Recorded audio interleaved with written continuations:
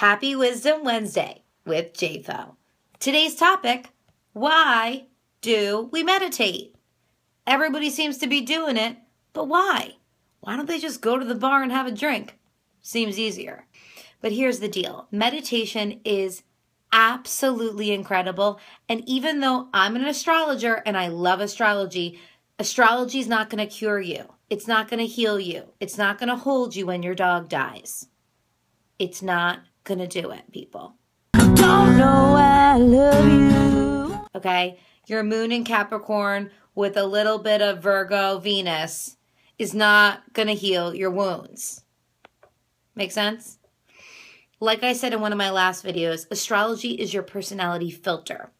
It's the really unique, awesome expression of your energy and how people kind of get you, right? You come into a room, you shine your energy, you shine your light, whether it's negative, gross, complaining energy or awesome, high vibe, loving energy, and you express it in a really unique, awesome personality filter. And that is your birth chart. But at the end of the day, we can look to the birth chart like a spiritual X-ray and we can see what's going on there. Where are you stuck? What's going on? But it's not going to heal you.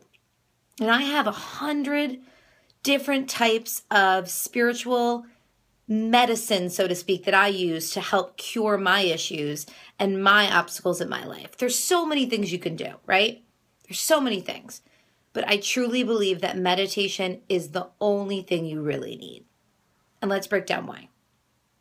So like I said before, you are your energy. You're not your birth chart.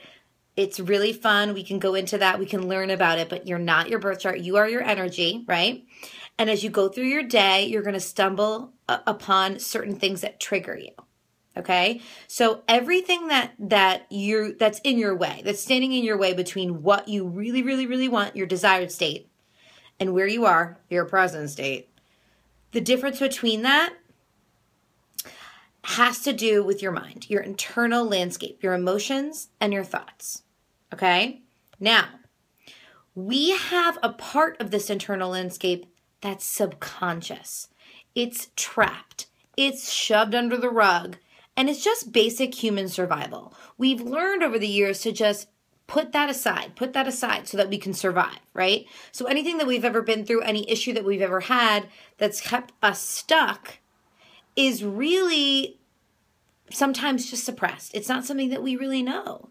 And if we do know about it, if we get to a point in our life where we start to get aware of something that we're thinking or feeling about something, an old rusty belief or, a vibrational set point of energy that we just keep going back to, if we see that, we can watch it and be like, why am I doing that again? Why am I doing that?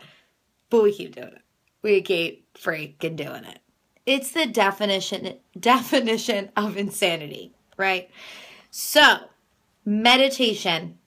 When you silence your mind for just 1 to 2 minutes a day, or you can do 30 minutes of a visualization meditation. It doesn't matter what you do. You can quiet your mind with silence. You can look at a candle and just focus on a candle for 1 minute and time it on your phone and do that every day. I advise the more you do, the better, but just stick to something because the importance of meditation is consistency. If you're not doing it consistently, it's not going to work. And what I've also noticed is truly life is a meditation. Because when it comes to meditation, you don't need a freaking ashram or whatever. You don't need a spa. You can do this in Times Square, people. It's about focusing on your breath and breathing in and breathing out. And you just focus on that breath. And what starts to happen is you realize that your energy is who you are. It's the witness to what's going on in your life. So you're literally inside a movie right now. You are the actress. You are the producer. You are writing the movie. You're directing it. And it's happening in real time. And you don't have a moment. You don't have a moment to watch the movie like you would watch The Notebook and cry. Like you don't have a moment to watch your own movie. So you're not seeing the amazingness of the good times and the drama of the bad times. You're experiencing it. It's raw. It's real. And it's hard, right? So when you do that, you start to separate and realize that you are the witness. You are the awareness of what's happening. And what's happening is really not of you. It's just this human experience, right? And the beauty of meditation, it creates, I like to say, it creates that inch of space, just an inch. It's all you need, just an inch of space between the reaction, which is your ego, which is where you're stuck, your personality filter. So I'll give you an example. So let's say your vibrational set point is, let's think of a good one. Let's say your vibrational set point is that you love donuts. You freaking love them. You want to eat like 10 donuts a day, but you're also someone who wants to lose weight and feel good about themselves. And you have this struggle. And growing up, maybe something in your past, maybe something in your childhood was attached to food, where maybe your mother said, oh, just eat the food. We don't want to waste food. We don't want to waste food. And you've got this subconscious belief going on that, oh, I can't waste the food, but I can't waste the food, but I can't waste the food.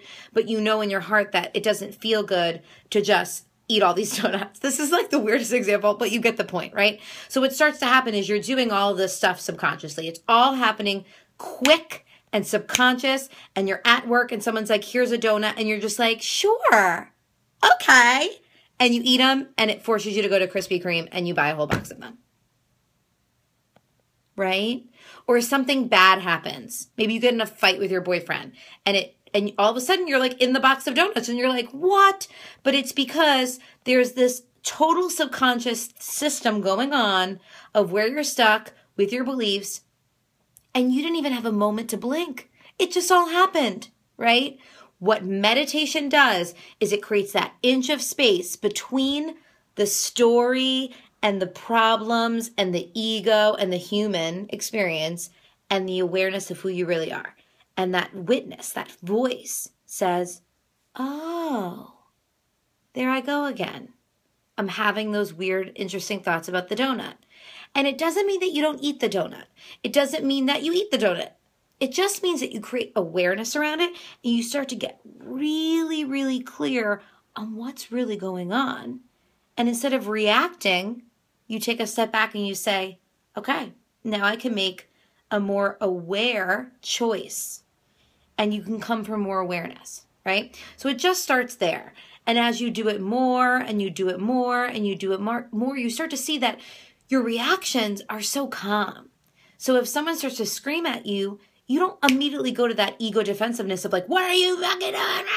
You know, if you're at CVS and you're online and someone's like, I was here first. And you're like, ew, buddy, I was here. And you start to get like really ego.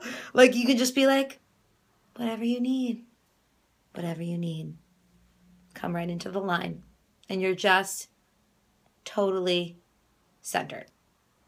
It's absolutely incredible.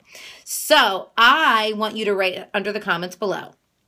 I want you to tell me your favorite form of meditation.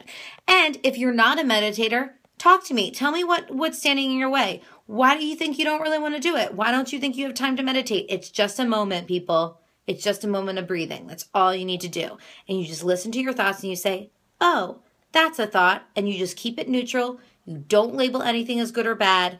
You stay in the neutral zone of the present moment. Okay? So comment below. Tell me what you're thinking about all of this. And please share this with your friends. Like this, comment, and come to my website, www.jenniferfurcelli.com, to sign up for weekly wisdom in your inbox every Wednesday. It's going to be awesome. When I get home, rush to see if she called or even left a message for me in a flash.